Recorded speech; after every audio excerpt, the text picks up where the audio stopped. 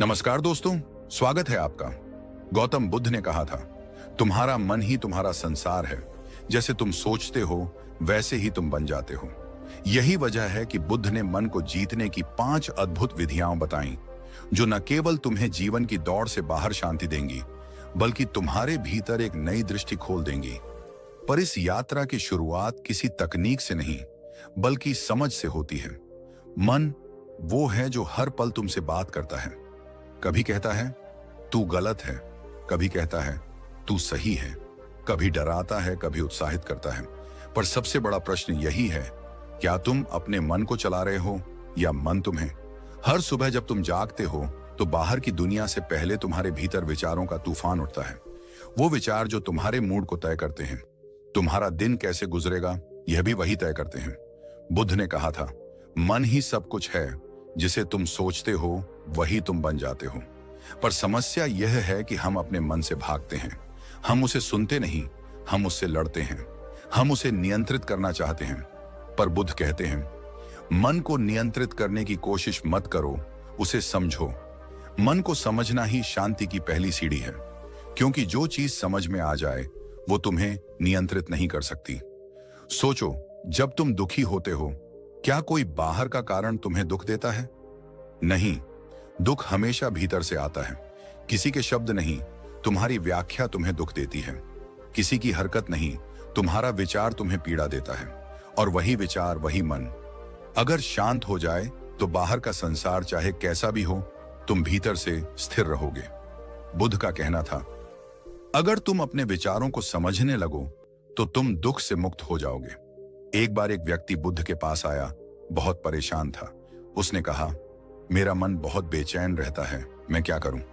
बुद्ध मुस्कुराए और बोले, क्या तुम कभी अपने मन को शांत बैठकर देखा है? वो बोला, नहीं।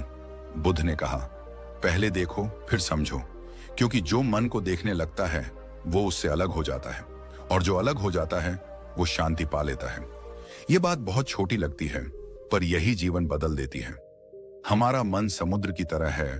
जब हवा तेज चलती है तो लहरें उठती हैं, पर जब हवा रुक जाती है तो वही समुद्र दर्पण बन जाता है। आज तुम्हारे भीतर भी वही तूफान चल रहा है, चिंता का, गुस्से का, डर का, उम्मीदों का। पर बुद्ध कहते हैं, हवा को रोको मत, बस देखो। देखते देखते हवा शांत हो जाएगी और तब तुम्हारा मन भी दर्पण बन जाएगा। बुद्ध ने यह नहीं कहा कि जीवन में दुख नहीं आएगा। उन्होंने कहा, दुख आना निश्चित है, पर उससे पीड़ित रहना तुम्हारे मन की आदत है, और उस आदत को बदलने की शुरुआत देखने से होती है। सोचो, जब तुम किसी से झगड़ते हो, तुम्हारा मन तुरंत प्रतिक्रिया देता है, उसने ऐसा क्यों कहा? मैं गलत नहीं हूं, मुझे साबित करना है। पर अगर उसी क्षण तुम रुक जाओ, सिर्फ अपने मन को देखो, तो भीतर कुछ बदलने लगता है। बुद्ध कहते हैं, जो मन को देखने लगता है वो मन का मालिक बन जाता है। इसलिए अगर तुम्हें शांति चाहिए तो सबसे पहले मन को देखना सीखो। वो जो भीतर लगातार बोलता रहता है उसे सुनो, पर उस पर विश्वास मत करो, क्योंकि वो मन तुम्हारा सेवक है, मालिक नहीं। आज की दुनिया में लोग बाहर के युद्ध जीतना चाहते हैं, पर बुद्ध ने सिखाया, सबसे बड़ा युद्ध अपने भीतर का है, क्योंकि अगर तुमने मन को जीत लिया तो कोई तुम्हें हरा नहीं सकता। हमारा मन हर क्षण कुछ चाहता है, कुछ खोजता है, कुछ डरता है, और इसी चाह में हम खो जाते हैं। हम सोचते हैं, अगर मुझे ये मिल जाए तो शांति मिल जाएगी। पर बुद्ध कहते हैं, शांति पाने के लिए कुछ जोड़ो मत, बस जो भीतर है उसे समझो। एक व्यक्ति बुद्ध से बोला, मैं शांति चाहता हूं। बुद्ध मुस्कुराए और बोले, मैं को हटा दो, चाहता हूं को हटा दो, केवल शांति रह जाएगी। यही है बुद्ध का सच्चा संदेश। शांति बाहर नहीं मिलती, शांति तो तब आती है जब भीतर की भागदौड़ थम जाती है। हर दिन कुछ समय सिर्फ अपने लिए रखो, मोबाइल से, शोर से, भीड़ से, सबसे दूर। कुछ पल बैठो और सिर्फ अपने मन को देखो। वो क्या कहता है, कहां भाग रहा है, क्यों बेचैन है? और जब तुम उसे बिना जजमेंट के देखोगे तो धीरे धीरे एक गहरी शांति उतरने लगेगी। बुद्ध ने कहा था, मन सब कुछ है, जैसा तुम सोचते हो वैसे ही तुम बन जाते हो। यह कथन सिर्फ एक विचार नहीं, बल्कि जीवन का सबसे बड़ा विज्ञान है। हमारा पूरा अस्तित्व, हमारे अनुभव, हमारी पीड़ा और हमारी खुशी सब इसी मन से निकलती हैं। पर मन आखिर है क्या? क्या यह हमारे दिमाग में है? क्या यह कोई अदृश्य शक्ति है, या यह बस हमारी सोचों का समूह है? बुद्ध कहते हैं, मन कोई वस्तु नहीं है, यह तुम्हारे अनुभवों का प्रवाह है। मन ठहरता नहीं, यह हर पल बदलता है, जैसे नदी का जल। आज का विचार कल नहीं रहेगा, आज की भावना कल नहीं होगी, पर हम सोचते हैं कि मन स्थिर है, और यही भ्रम हमें दुखी करता है। हम हर दिन अपने मन से लड़ते हैं, कभी उसे रोकना चाहते हैं, कभी उसे भागने देना चाहते हैं, कभी कहते हैं बस अब और नहीं सोचूंगा, पर मन हंसता है और कहता है चल झूठे, सोचने के बिना तू रह नहीं सकता। यही है मन की चालाकी, वह खुद ही समस्या बनता है और खुद ही समाधान का नाटक करता है। बुद्ध ने इस बात को बहुत सरल शब्दों में समझाया था। उन्होंने कहा, मन बंदर की तरह है जो हर पल डाल से डाल पर कूदता रहता है। एक क्षण वह भविष्य में है, कल क्या होगा, दूसरे क्षण वह अतीत में चला जाता है, काश मैंने ऐसा न किया होता, और इसी उछल कूद में वह वर्तमान को खो देता है। वह एकमात्र क्षण जहां शांति मिल सकती है। अगर तुम ध्यान से देखो तो हर व्यक्ति किसी न किसी विचार के बोझ में जी रहा है। किसी को भविष्य की चिंता है, किसी को अतीत का पछतावा, किसी को लोग क्या कहेंगे इसका डर है, तो किसी को खुद से उम्मीदें तोड़ने का दर्द। पर बुद्ध कहते हैं, मन खुद को पकड़ने की कोशिश करता है और इसी में उलझ जाता है।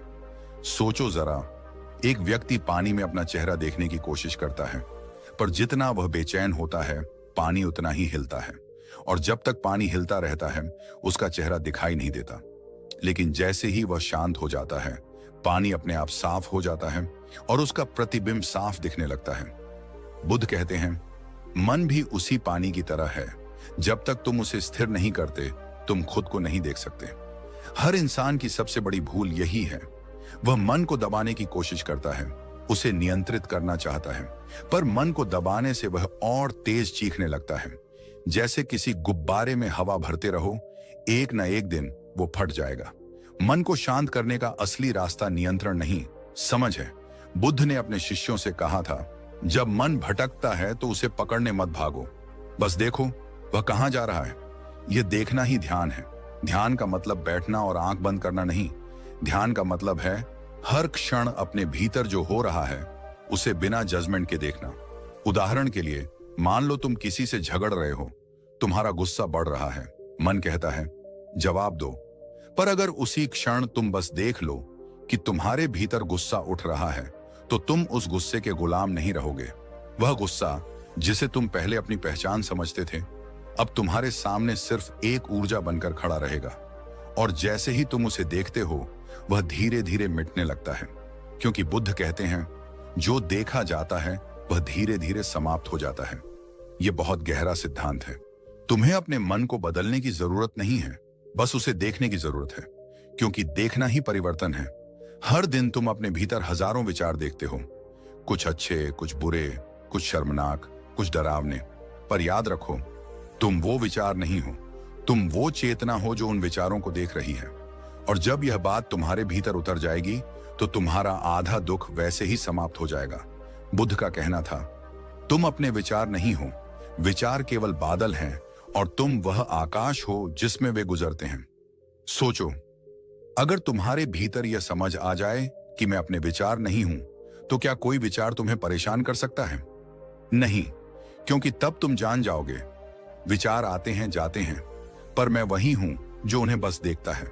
यह समझना ही मन को समझना है, और जब तुम इसे समझने लगते हो तो तुम्हारे जीवन की सबसे बड़ी लड़ाई खत्म हो जाती है। आज के समय में हम सभी एक मानसिक शोर में जी रहे हैं। हर जगह सूचना, हर जगह तुलना, हर जगह उम्मीदें और असफलताएं। हम सोचते हैं कि हमें बस थोड़ा और करना है, थोड़ा और पाना है, फिर हम खुश हो जाएंगे। पर यह थोड़ा और कभी खत्म नहीं होता। मन हर बार नई इच्छा पैदा करता है और तुम्हें उसी के पीछे दौड़ाता है।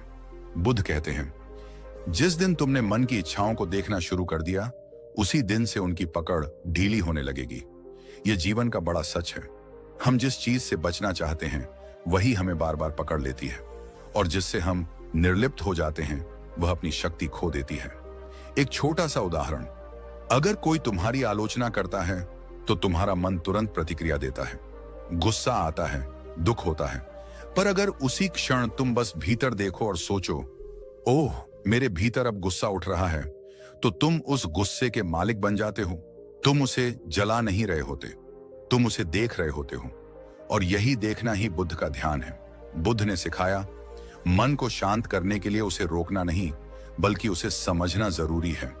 यह बात हर इंसान के जीवन में लागू होती है, क्योंकि जब मन को दिशा नहीं मिलती, वह हर जगह भटकता है। वह पुरानी बातों को दोहराता है, भविष्य की कल्पनाएं बनाता है और फिर उसी में फंस जाता है। तुमने देखा होगा, कई बार तुम रात को थके हुए बिस्तर पर लेटते हो, शरीर सोने के लिए तैयार होता है, पर मन नहीं रुकता। वह सोचता रहता है, कल क्या करना है, आज जो हुआ वो ठीक था या नहीं, लोग मेरे बारे में क्या सोचते होंगे। और यही अनचाहा विचारों का शोर तुम्हें सोने नहीं देता। ये वही मन है जो हर समय तुम्हें कहीं ना कहीं ले जाता है, सिवाय उस जगह के जहां तुम अभी हो। बुद्ध ने कहा था, मन भटकने की प्रवृत्ति रखता है, उसे दिशा चाहिए, और वह दिशा केवल जागरूकता से आती है। जागरूकता यानी अवेयरनेस, हर पल यह जानना कि मैं क्या महसूस कर रहा हूं, क्या सोच रहा हूं, कहां भटक रहा हूं। जब तुम अपने मन के साथ मित्र की तरह पेश आते हो, तो वह दुश्मन रहना छोड़ देता है। बुद्ध कहते हैं, मन तुम्हारा सेवक है, पर अगर तुम उसे सेवक नहीं बनाओगे तो वह तुम्हारा स्वामी बन जाएगा। आज दुनिया का सबसे बड़ा संघर्ष यही है। लोग अपने मन के गुलाम बन गए हैं, और गुलाम मन हमेशा अशांत रहता है। पर जिसने मन को समझ लिया, उसने जीवन को समझ लिया। इस समझ का सबसे बड़ा उपहार है शांति, क्योंकि जब तुम मन की चालों को पहचान लेते हो, तो तुम उसकी लहरों में बहते नहीं, बल्कि किनारे पर खड़े होकर उन्हें देखते हो। फिर चाहे भीतर तूफान हो या सन्नाटा, तुम भीतर से स्थिर रहते हो। पहली विधि है, सांस को देखो, मन को नहीं। Mindful breathing. शांति बाहर की दुनिया में नहीं मिलती, वो भीतर की गहराइयों में जन्म लेती है। लेकिन भीतर का रास्ता कोई नक्शे से नहीं मिलता, उसे अनुभव से जाना जाता है। और इस रास्ते का पहला कदम है अपनी सांस को देखना। गौतम बुद्ध कहते हैं, मन अशांत हो तो उसे शब्दों से नहीं, सांस से शांत करो। सांस जो तुम्हारे जीवन की जड़ है, सांस जो हर क्षण तुम्हारे साथ है, पर तुमने शायद उसे कभी सचेत होकर देखा ही नहीं। बुद्ध ने सिखाया, सांस को देखो, मन को नहीं, क्योंकि जब तुम सांस को देखने लगते हो तो मन अपने आप शांत होने लगता है। सांस को देखना अपने भीतर लौटने जैसा है, जैसे कोई यात्री लंबे सफर के बाद आखिरकार अपने घर लौट आए। हम सब अपने मन को समझने की कोशिश में लगे हैं, लेकिन भूल जाते हैं कि मन को शांत करने की चाबी मन में नहीं, सांस में है। सांस ही वो पुल है जो शरीर और मन को जोड़ता है। अगर सांस में शांति आ जाए तो मन अपने आप स्थिर हो जाता है। गौतम बुद्ध ने कहा था, सांस ही मन की जड़ है। अगर तुम जड़ को पकड़ लोगे तो शाखाएं अपने आप शांत हो जाएंगी। जब तुम गुस्से में होते हो, सांस तेज हो जाती है। जब डरते हो, सांस रुक सी जाती है। जब उदास होते हो, सांस भारी हो जाती है। और जब तुम शांत होते हो, सांस भी कोमल, गहरी और लयबद्ध हो जाती है। इसलिए बुद्ध ने कहा, सांस तुम्हारे मन का दर्पण है, उसे देखो, समझो, पहचानो। एक दिन एक युवक बुद्ध के पास आया। उसने कहा, मैं कोशिश करता हूं शांत रहने की, लेकिन जब कोई मुझे अपमानित करता है, मेरा गुस्सा अपने आप फूट पड़ता है। मैंने बहुत कुछ पढ़ा, बहुत ध्यान लगाया, लेकिन मन फिर भी नहीं रुकता। बुद्ध मुस्कुराए, बोले, जब गुस्सा आए तो कुछ मत बोलना, कुछ मत करना, बस बैठ जाना और अपनी सांस को देखना। वो युवक थोड़ा हंसा। सांस को देखना, इससे क्या होगा? बुद्ध ने शांत स्वर में कहा, गुस्से को बदलने की कोशिश मत करो, उसे बस देखो। और जब तुम सांस को देखोगे तो देखोगे कि गुस्सा खुद ही चला गया। वो युवक गया और कुछ दिनों बाद लौटा। चेहरा शांत था, आंखों में नई चमक थी। उसने कहा, गुस्सा आता तो है लेकिन टिकता नहीं, बस सांस को देखता हूं और मन शांत हो जाता है। बुद्ध ने मुस्कुराते हुए कहा, यही है सच्चा ध्यान, जब तुम देखने वाले बन जाते हो और मन केवल दृश्य। आज विज्ञान भी यही कहता है, जब हम अपनी सांस पर ध्यान देते हैं तो मस्तिष्क की अमिगडला, जो गुस्सा और भय नियंत्रित करती है, शांत हो जाती है, और प्रीफ्रंटल कॉर्टेक्स, जो सोचने और निर्णय लेने की क्षमता रखती है, सक्रिय हो जाती है। यानी बुद्ध की 2500 साल पुरानी शिक्षा आज न्यूरोसाइंस में साबित हो चुकी है। सांस पर ध्यान देना केवल एक आध्यात्मिक क्रिया नहीं, यह एक वैज्ञानिक विधि है। क्योंकि जब तुम सांस पर ध्यान देते हो, तुम अभी में जीते हो। तुम अतीत की पछतावे में नहीं फंसे रहते, न भविष्य की चिंता में उलझते हो। सांस हमेशा इस पल में होती है, और यह पल ही तो शांति का द्वार है। अब सोचो, कितनी बार तुमने खुद को गुस्से में कहा होगा, मुझे शांत रहना चाहिए, लेकिन क्या हुआ? गुस्सा बढ़ गया, शांत नहीं हुआ, क्योंकि तुम मन से लड़ रहे थे, और जितना मन से लड़ो वो उतना ही उग्र होता है। बुद्ध ने कहा था, मन को हराओ मत, बस उसे देखो। सांस देखने की क्रिया मन से लड़ना नहीं, बल्कि उससे मित्रता करना है। जब तुम सांस को देखते हो तो तुम मन के शोर से पीछे हट जाते हो।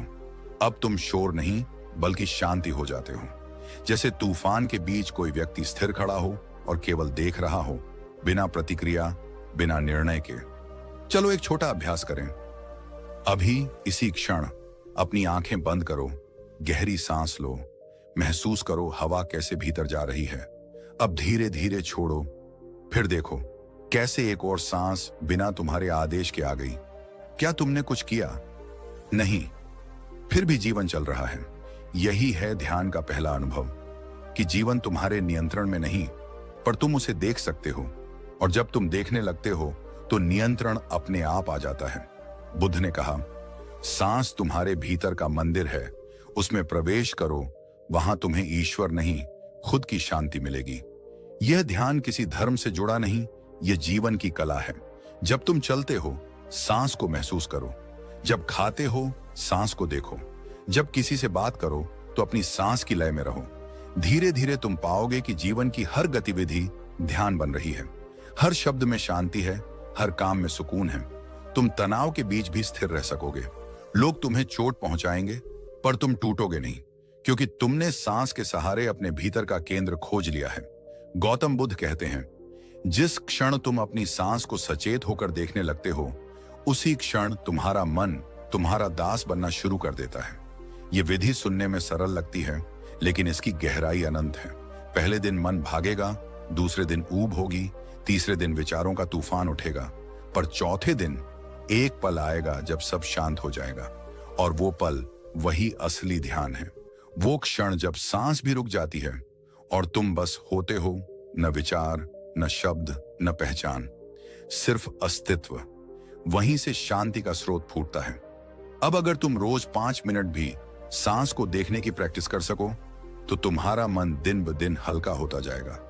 विचार आएंगे पर तुम्हें गिराएंगे नहीं, चिंताएं होंगी पर तुम्हें घेर नहीं पाएंगी, और धीरे धीरे तुम्हें भीतर से एक सुकून महसूस होगा, जो किसी किताब से नहीं, किसी मंदिर से नहीं, बल्कि तुम्हारी अपनी सांस से उपजा होगा।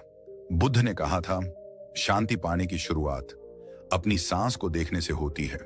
जो सांस को देख लेता है, वो अपने भीतर का सत्य देख लेता है। दूसरी विधि, विचारों को जाने दो, पकड़ो मत। कभी आपने महसूस किया है कि मन तब सबसे ज्यादा थक जाता है जब वो किसी बात को छोड़ नहीं पाता? किसी ने कुछ कह दिया, कोई पुरानी गलती याद आ गई, किसी रिश्ते की कड़वाहट, किसी मौके का अफसोस, या किसी भविष्य की चिंता, बस वही घूमती रहती है, बार बार, लगातार। हम सोचते रहते हैं, काश मैंने ऐसा किया होता, काश वो ऐसा बोलता नहीं, काश सब ठीक हो जाता। लेकिन सच्चाई ये है कि ये काश ही हमारे मन को सबसे ज्यादा अशांत कर देते हैं। गौतम बुद्ध ने कहा था, विचार आकाश में बादलों की तरह हैं, वे आते हैं और चले जाते हैं, पर अगर तुम उन्हें पकड़कर बैठ जाओ तो वही बादल तुम्हारे मन को अंधेरा कर देंगे। बुद्ध का यह वाक्य केवल कोई सुंदर दर्शन नहीं है, बल्कि एक जीवित अनुभव है, मन की गहराई में उतरने का निमंत्रण। उन्होंने कहा था, मन को शांत करना विचारों से लड़कर नहीं होता, बल्कि उन्हें गुजरने देना सीखो। हम में से अधिकांश लोग यही गलती करते हैं। जब कोई नकारात्मक विचार आता है तो हम उसे भगाने की कोशिश करते हैं, लेकिन जितना हम उसे भगाते हैं वो उतना ही मजबूत होकर लौटता है। सोचिए, अगर मैं आपसे कहूं, गुलाबी हाथी के बारे में मत सोचो, क्या हुआ? आपके मन में तुरंत गुलाबी हाथी आ गया, है ना? यही नियम विचारों पर लागू होता है। जिस विचार को आप दबाने की कोशिश करते हैं, वही सबसे गहरी जड़ें जमा लेता है। बुद्ध ने सिखाया था कि मन को नियंत्रित करने का मतलब विचारों से भागना नहीं है, बल्कि उन्हें पहचानना और जाने देना है। वे कहते थे, देखो, बस देखो, विचार उठते हैं, रहते हैं और चले जाते हैं, तुम सिर्फ साक्षी बनो। मन को शांत करने की यह दूसरी विधि, विचारों को जाने दो, पकड़ो मत।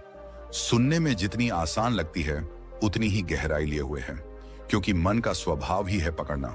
बातों को, चेहरों को, डर को, उम्मीदों को, अपमान को, प्यार को, और फिर उसी में उलझ जाना। लेकिन शांति तब आती है जब हम यह समझ जाते हैं कि विचार सिर्फ विचार हैं, सच्चाई नहीं। एक साधारण सी कहानी है। एक व्यक्ति रोज ध्यान करने बैठता था, लेकिन हर बार उसके मन में वही पुरानी बातें आने लगती थीं। बचपन के ताने, कॉलेज की नाकामियां, रिश्तों की चोटें। वो सोचता था, मेरा मन बहुत गंदा है, इतने विचार क्यों आते हैं? वो अपने विचारों से डरने लगा था।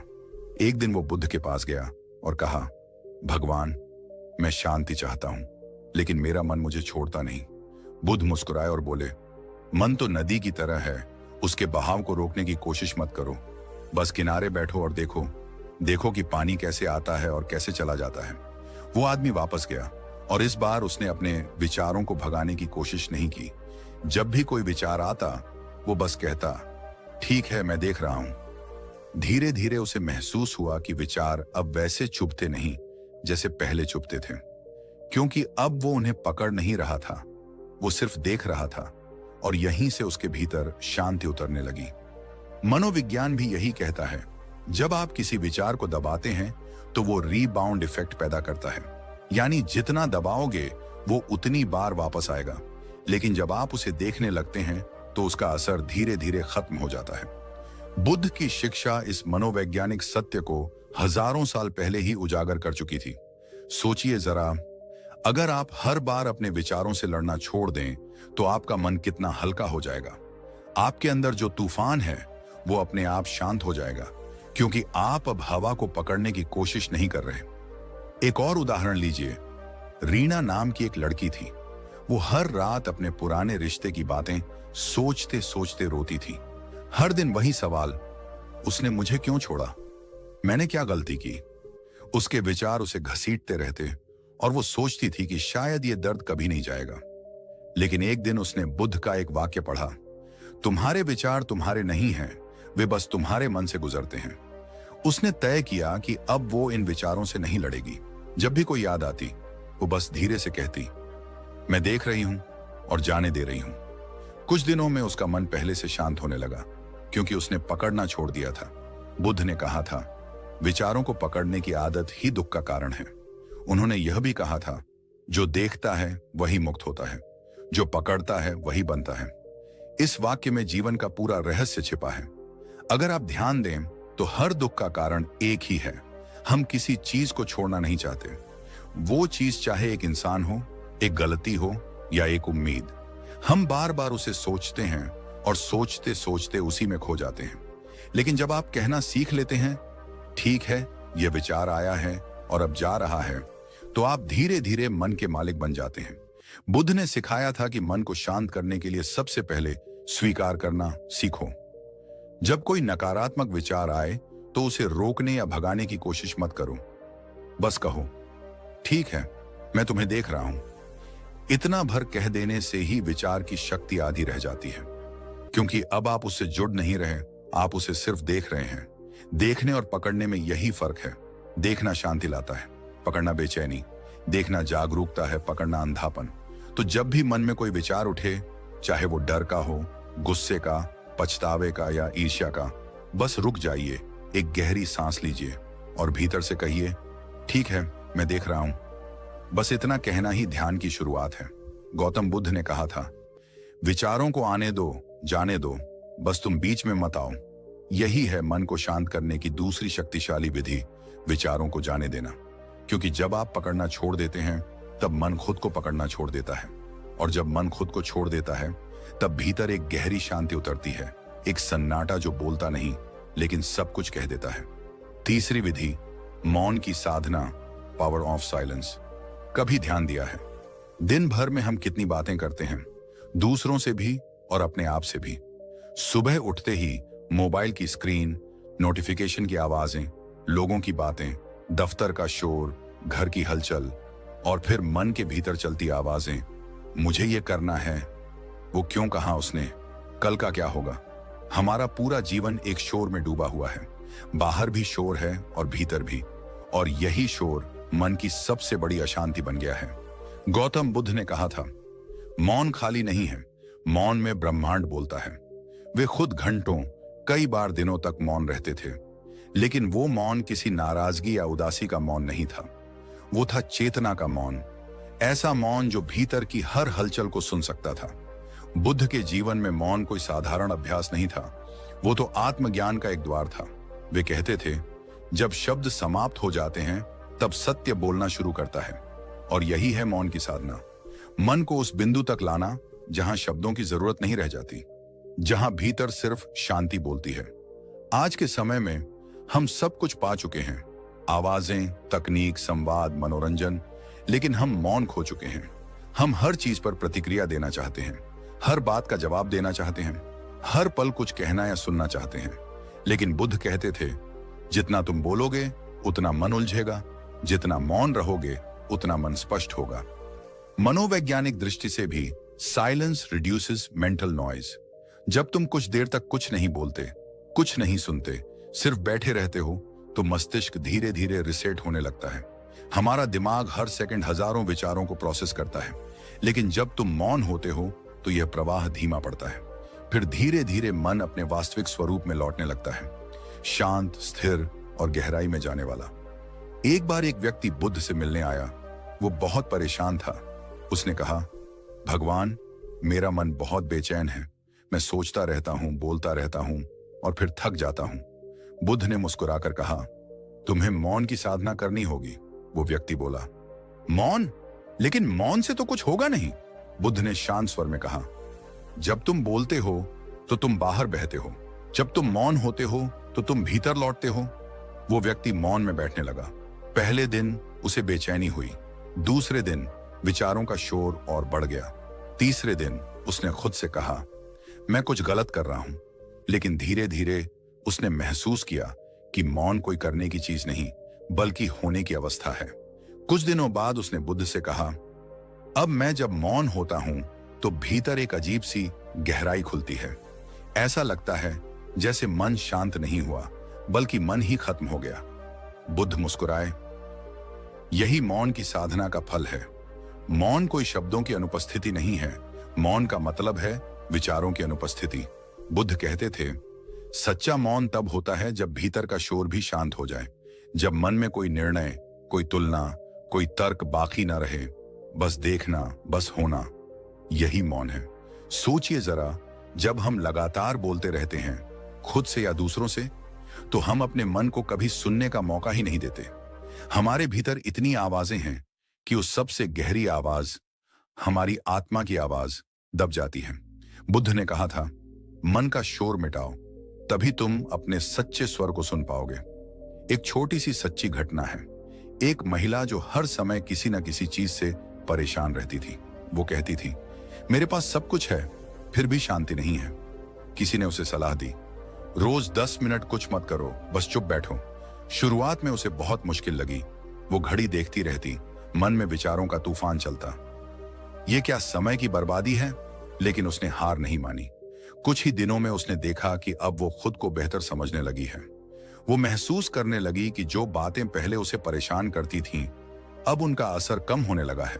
और कुछ महीनों बाद उसने कहा, अब मौन मेरा सुकून है। पहले शोर में मैं खुद को खो देती थी, अब मौन में मैं खुद को पा लेती हूं। बुद्ध की यही शिक्षा थी, मौन आत्मा का भोजन है। उन्होंने अपने शिष्यों को सिखाया था कि हर दिन कुछ समय मौन में रहो, क्योंकि जब तुम मौन होते हो तभी तुम देख सकते हो कि मन वास्तव में क्या कर रहा है। शब्द तो बहाने हैं, मौन ही सच्ची समझ का द्वार है।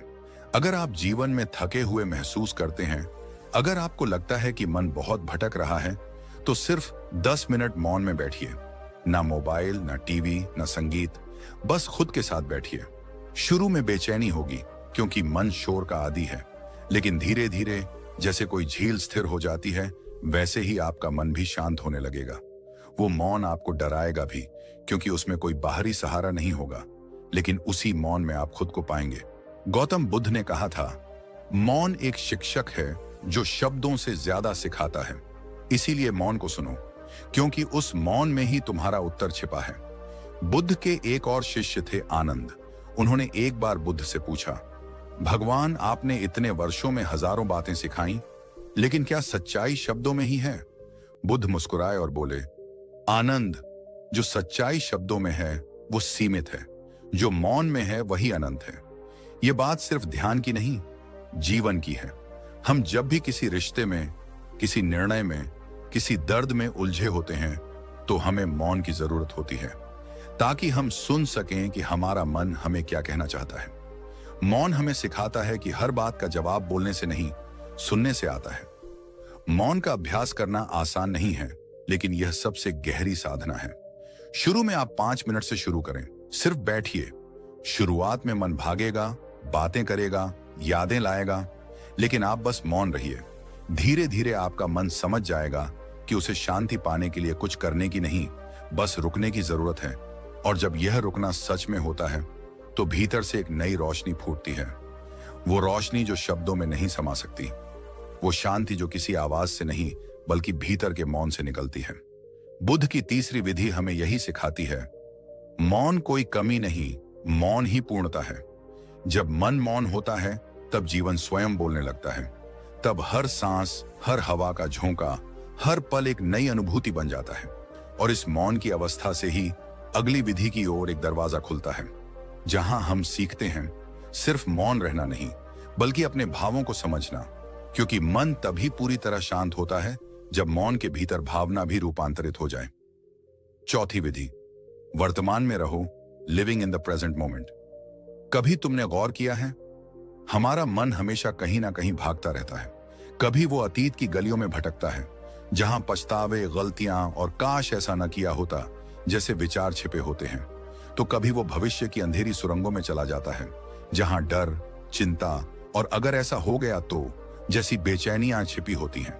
और इस दौड़ में हम आज को खो देते हैं, वो पल जो वास्तव में हमारा है, वो सांस जो अभी चल रही है, वो अवसर जो इसी क्षण मौजूद है। गौतम बुद्ध ने कहा था, अतीत जा चुका है, भविष्य अभी आया नहीं, केवल वर्तमान ही सच्चा है। इन शब्दों में जीवन का सबसे गहरा सत्य छिपा है, क्योंकि जो व्यक्ति वर्तमान में जीना सीख जाता है वो जीवन की हर उलझन से मुक्त हो जाता है। एक बार एक युवा बुद्ध के पास आया। उसकी आंखों में चिंता थी, चेहरा थका हुआ था, मन बोझ से दबा हुआ। वो बोला, भगवान, मेरा मन कभी शांत नहीं रहता, हर वक्त कुछ न कुछ सोचता रहता है।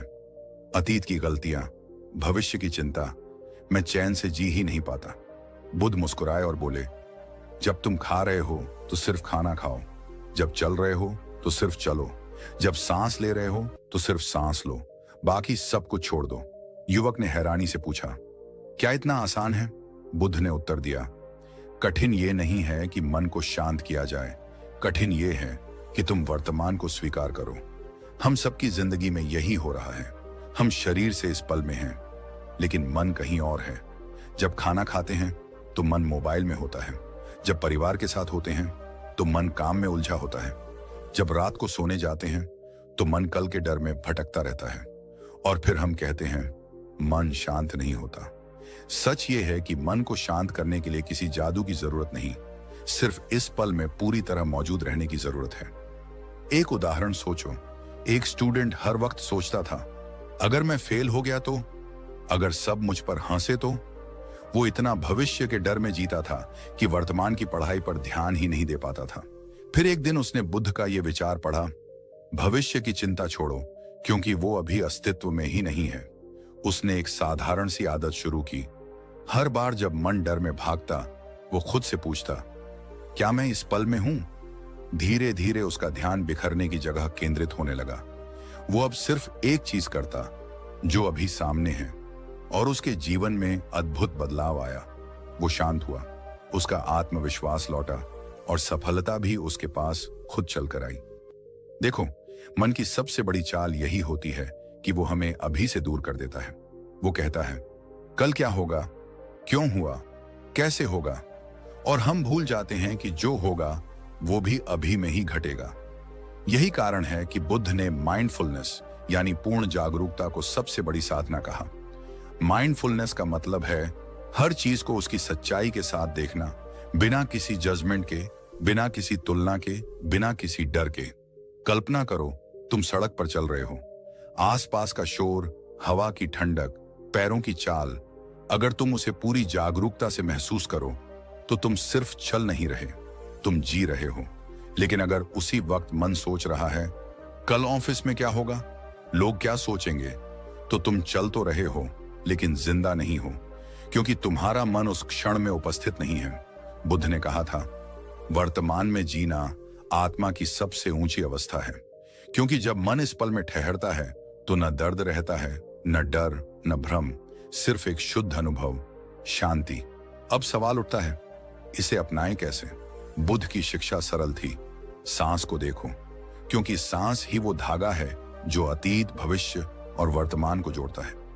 जब भी मन भटकने लगे, बस एक पल ठहरो और अपनी सांस पर ध्यान दो।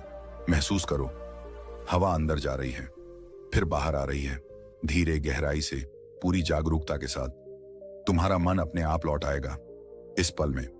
अगर तुम दिन में 10 बार भी ये कर पाओ, बस 10 बार खुद से पूछो, क्या मैं इस पल में हूं?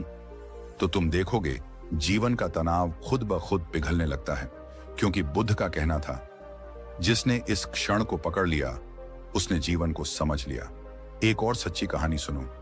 एक व्यक्ति हर दिन ध्यान करता था, लेकिन फिर भी परेशान रहता था। उसने बुद्ध से कहा, मैं हर दिन ध्यान में बैठता हूं, फिर भी मन शांत नहीं होता। बुद्ध ने मुस्कुराकर पूछा, जब तुम ध्यान करते हो तो क्या तुम वास्तव में ध्यान में होते हो या ध्यान में भी कुछ सोचते रहते हो?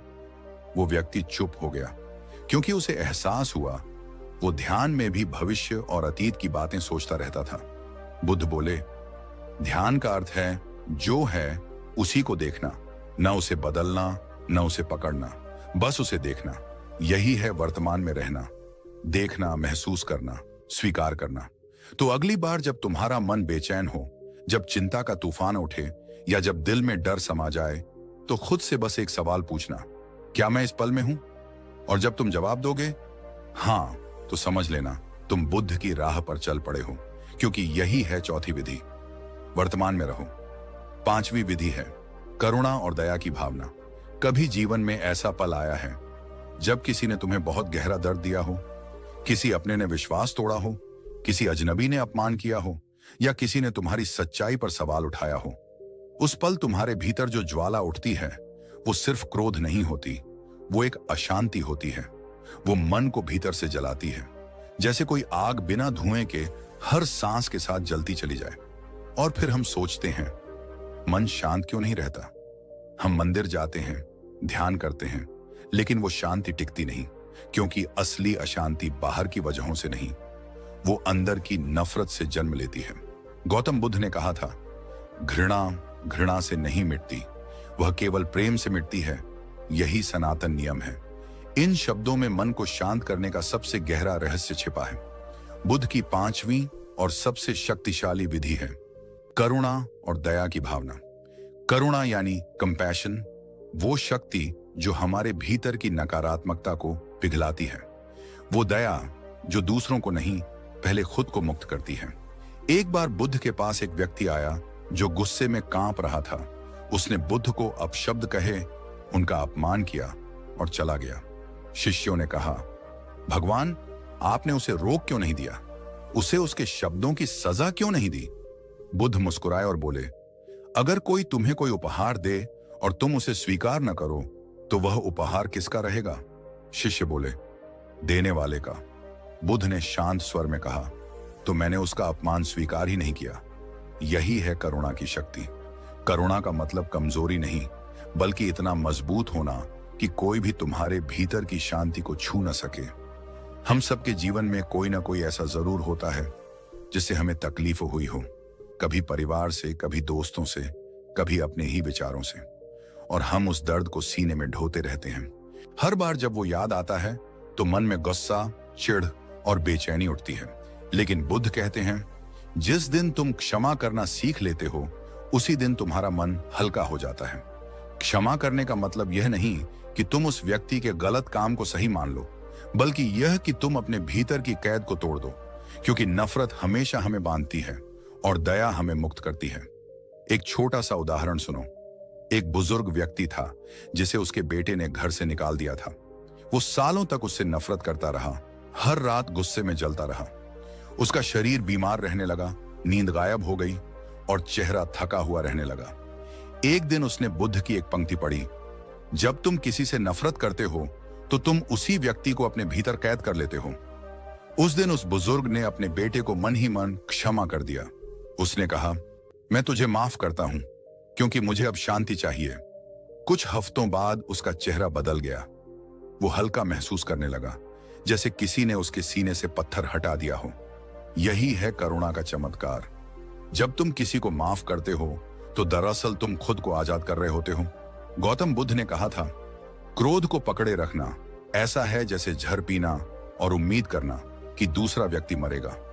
हम यही करते हैं, किसी की बातों का जहर अपने अंदर रख लेते हैं।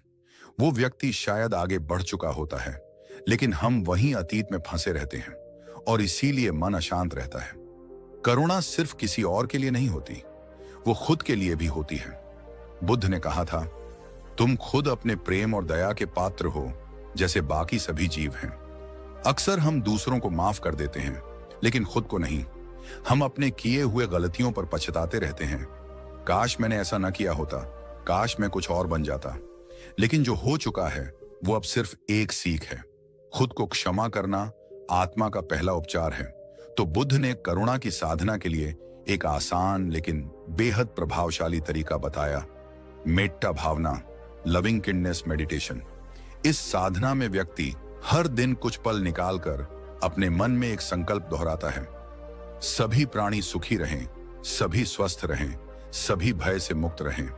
पहले यह भावना खुद के लिए कहो, मैं सुखी रहूं, मैं शांत रहूं, मैं सुरक्षित रहूं। फिर इसे अपने परिवार, दोस्तों और यहां तक कि अपने शत्रुओं के लिए भी कहो। धीरे धीरे यह अभ्यास मन की नकारात्मकता को पिघलाता है। जो व्यक्ति यह साधना रोज करता है, उसके चेहरे पर एक अद्भुत चमक आती है, उसके शब्दों में करुणा झलकती है और उसकी आंखों में दया की गहराई होती है। एक युवा भिक्षु बुद्ध से पूछ बैठा, भगवान, क्या करुणा दिखाना हर बार सही है? कभी कभी लोग इसका फायदा उठाते हैं। बुद्ध मुस्कुराए और बोले, करुणा का मतलब किसी को बुराई करने की अनुमति देना नहीं, बल्कि उस बुराई को देखकर भी अपने भीतर नफरत न पैदा होने देना है। सच्ची करुणा का अर्थ है दूसरों को समझना, उनके दर्द को पहचानना और फिर भी अपने भीतर की शांति को बरकरार रखना। कभी कभी किसी को माफ करना खुद को भी चौंका देता है, क्योंकि जब दिल से बोझ उतरता है तो मन में एक ऐसी खामोश खुशी जन्म लेती है जिसे शब्दों में नहीं बताया जा सकता। वो शांति किसी ध्यान या मंदिर से नहीं, बल्कि तुम्हारे दिल के परिवर्तन से आती है। बुद्ध ने कहा था, दया वो भाषा है जिसे बहरा भी सुन सकता है और अंधा भी देख सकता है, क्योंकि करुणा किसी शब्द की नहीं, ऊर्जा की भाषा है। जब तुम किसी के लिए सच्चे मन से अच्छा सोचते हो तो वो भावना ब्रह्मांड में गूंजती है और तुम्हारे पास ही लौट आती है 10 गुना बढ़कर। तो अगर तुम चाहते हो कि तुम्हारा मन हमेशा शांत रहे, तो हर दिन अपने दिन की शुरुआत एक छोटे से विचार से करो। आज मैं किसी के लिए अच्छा सोचूंगा, चाहे वो कोई भी हो। और जब रात को सोने जाओ तो खुद से कहो, मैं उन सबको माफ करता हूं जिन्होंने मुझे चोट पहुंचाई, और खुद को भी माफ करता हूं। बस इतना करने से तुम्हारा मन धीरे धीरे हल्का होने लगेगा। तुम महसूस करोगे कि शांति कोई बाहर की चीज नहीं, वो तुम्हारे भीतर ही जन्म लेती है जब तुम नफरत को छोड़कर प्रेम को अपनाते हो। गौतम बुद्ध की ये 5वीं विधि सिर्फ मन को शांत नहीं करती, ये जीवन को दिव्य बना देती है। क्योंकि जब दिल में दया होती है तो जीवन में द्वेष, डर और दुख की कोई जगह नहीं रहती। बुद्ध की करुणा तुम्हें यह सिखाती है कि अगर तुम प्रेम बांटोगे तो ब्रह्मांड तुम्हें उसी प्रेम की रोशनी में नहलाएगा। दोस्तों, ये 5 शक्तिशाली विधियां, सांस पर ध्यान, विचारों को जाने देना, मौन की साधना, वर्तमान में जीना और करुणा का अभ्यास सिर्फ तकनीक नहीं है, ये आपके जीवन को शांत, स्थिर और खुशहाल बनाने की चाबी है। जितना अधिक आप इन्हें अपनाओगे, उतना ही तुम्हारा मन हल्का, स्थिर और मजबूत बनेगा। जीवन में आने वाले तनाव, चिंता और उलझनों से लड़ने की क्षमता आपको खुद ब खुद मिल जाएगी। याद रखो, मन को समझना और उसे नियंत्रित करना कोई जादू नहीं, बल्कि एक अभ्यास है, और यह अभ्यास आपकी जिंदगी बदल सकता है। अगर तुम्हें यह वीडियो पसंद आया और तुम्हारे लिए उपयोगी साबित हुआ, तो हमारे चैनल को सब्सक्राइब करना ना भूलो। यहाँ हम हर वीडियो में तुम्हारे मन, विचार और जीवन को बेहतर बनाने वाले टिप्स लाते हैं। तो अब अपने मन को शांत करो, इन विधियों को अपनाओ और हर दिन खुद को और अपने जीवन को बेहतर बनाते रहो। याद रखो, मन शांत तो जीवन सुंदर। धन्यवाद।